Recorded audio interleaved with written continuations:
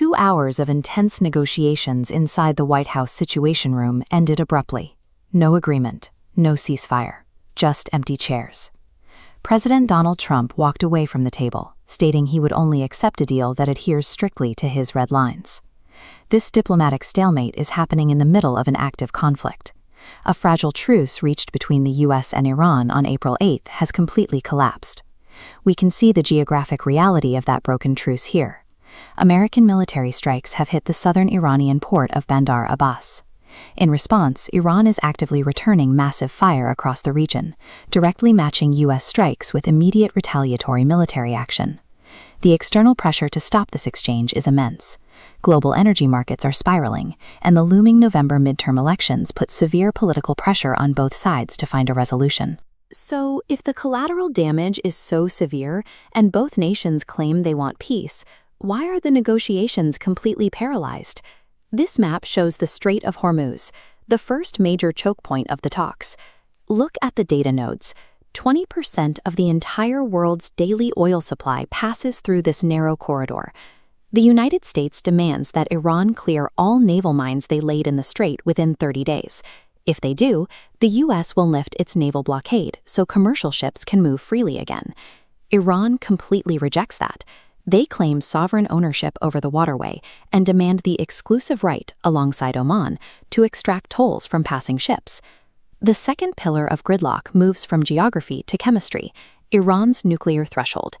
The International Atomic Energy Agency confirms that Iran currently holds nearly 441 kilograms of uranium, enriched to 60% purity.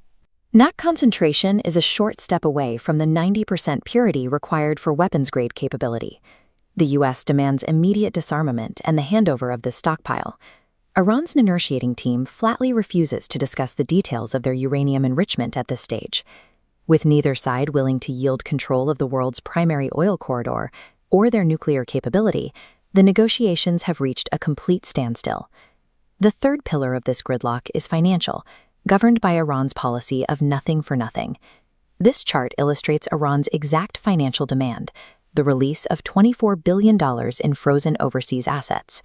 As highlighted here, they require $12 billion of that total to be handed over immediately upon signing a memorandum.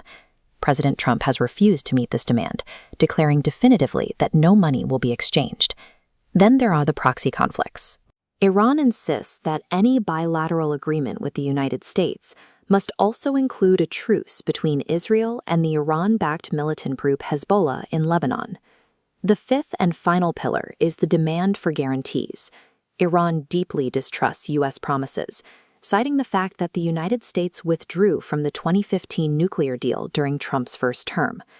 The addition of multi-billion-dollar demands and deep historical distrust has expanded these talks far beyond the simple terms of a ceasefire. The positions remain mutually exclusive. The U.S. demands complete nuclear disarmament and open waterways before conceding any leverage. Iran demands billions in cash and regional truces before they will even acknowledge their nuclear program. Because neither side will yield, the diplomatic talks are effectively functioning as a smokescreen while military action continues.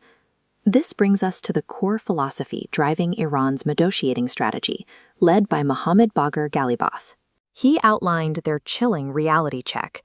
We do not gain concessions through dialogue, but through missiles.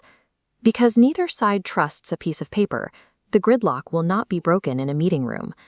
The war will go on until the economic or military pain forces one side to finally blink.